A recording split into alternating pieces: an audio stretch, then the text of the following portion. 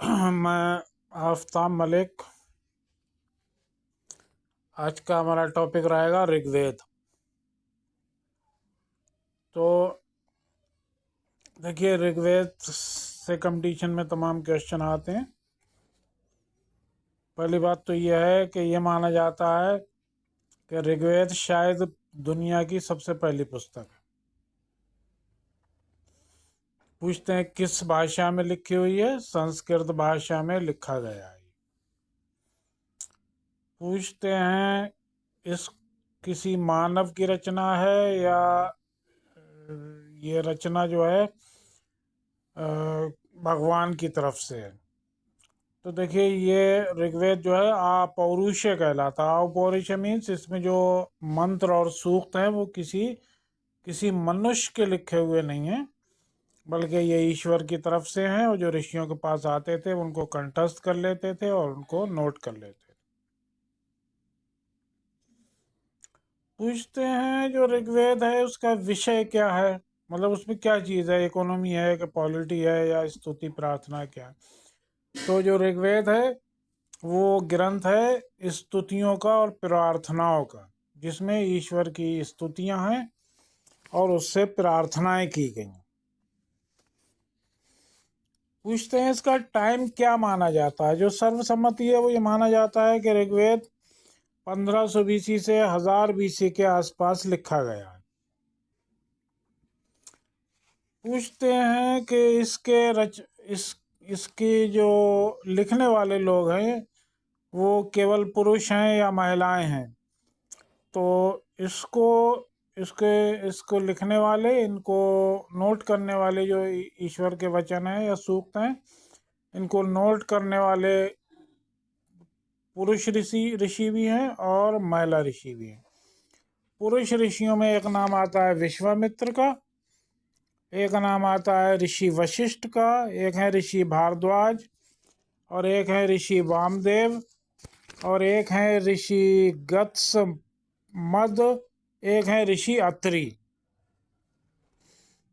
कुछ महिला ऋषि भी इसकी रचयिता हैं। उनमें नाम आता है लोपामुद्रा, घोषा, शची, पौलोमी, काक्षावृत्ति, विश्वावारा, अपाला और इंद्राणी। तो क्वेश्चन पूछते हैं कि जो ऋग्वेद है उसकी तुलना दुनिया के हम किस ग्रंथ से करते हैं। तो ऋग्वेद की तुलना की जाती है जो पारसी धर्म का ग्रंथ है, जो मूल रूप से ईरान का धर्म है, जैन अवेस्ता। ये कंपटीशन में बार बार आया ये क्वेश्चन। ऋग्वेद की तुलना किस ग्रंथ से की जाती है? जैन अवेस्ता से, जो पारसी धर्म की प्रमुख पुस्तक है। पूछते हैं ऋग्वेद में कितने सूक्त हैं। तो सूक्त का मतलब होता है सु प्लस उक्ति। सु मीन्स अच्छी, उक्ति मीन्स बात। तो जो मूल ऋग्वेद है जिसको हम कहते हैं साकल संहिता, उस साकल संहिता यानी मूल ऋग्वेद में 1017 सूक्त हैं। और उसके बाद एक ऋषि हुए हैं बालखिल। उन बालखिल ऋषि ने 11 सूक्त और जोड़ दिए थे परिशिष्ट के रूप में, तब इनकी संख्या हो जाती है 1028, 1028। तो दो क्वेश्चन आते हैं। मूल ऋग्वेद साकल संहिता में सूक्तों की संख्या तो 1017, बालखिल संहिता में सूक्तों की संख्या तो 1028। पूछते हैं जो ऋग्वेद है सूक्त के बाद फिर मंडल की बात आती है। तो पूछते हैं ऋग्वेद में कुल कितने मंडल है। मंडल को ऐसे मान के चलिए जैसे चैप्टर होता है। तो ऋग्वेद में है 10 मंडल। पूछते हैं कि इसमें जो वर्णन है उस आधार पे इनमें कौन से सबसे पहले लिखे हुए मालूम होते हैं, कौन से बाद में। तो ऋग्वेद के मंडल नंबर 2 से लेकर और मंडल नंबर 9 तक ये प्राचीन मंडल कहलाते हैं। और मंडल नंबर 10 और मंडल नंबर 1, इसमें जो घटनाओं का वर्णन है वो ऐसा प्रतीत होता है कि ये बाद में लिखे गए। 10वें मंडल से एक क्वेश्चन आता है कि जो वर्ण व्यवस्था है उसका पहला उल्लेख कहाँ मिलता है?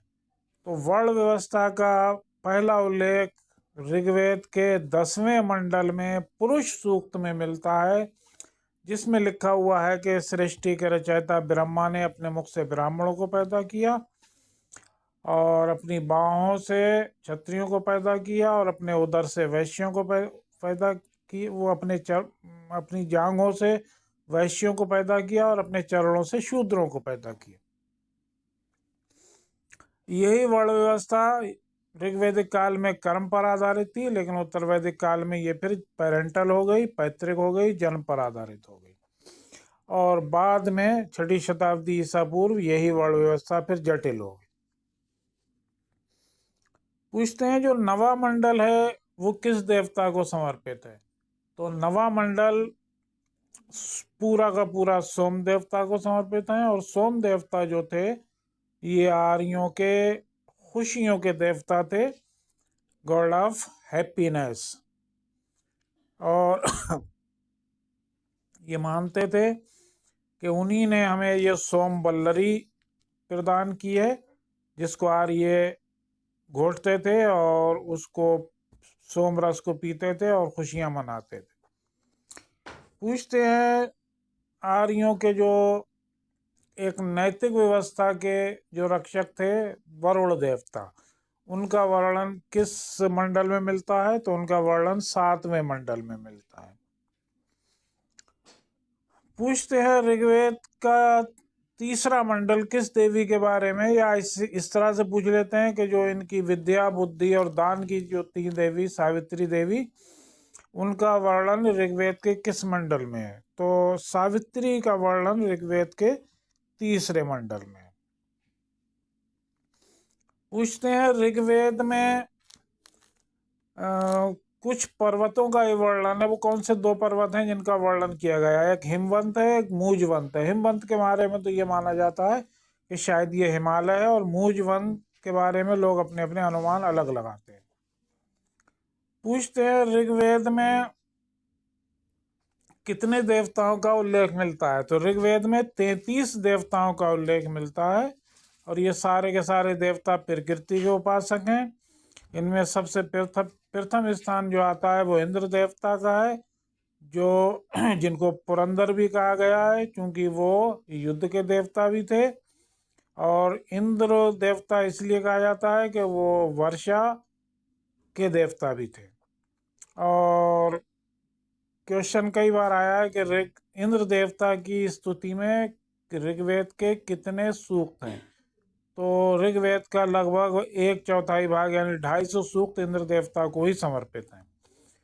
और फिर पूछते हैं कि सेकंड पोजीशन पर किस देवता का उल्लेख मिलता है? तो ऋग्वेद में सेकंड पोजीशन पर अग्नि देवता का उल्लेख है, जिनकी स्तुति में ऋग्वेद के 200 सूक्त यानी 1/5 पार्ट है।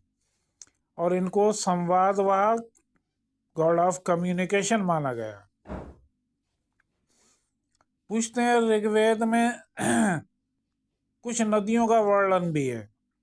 तो ऋग्वेद में 4 उन नदियों का वर्णन है जो आज के अफगानिस्तान में बहती हैं।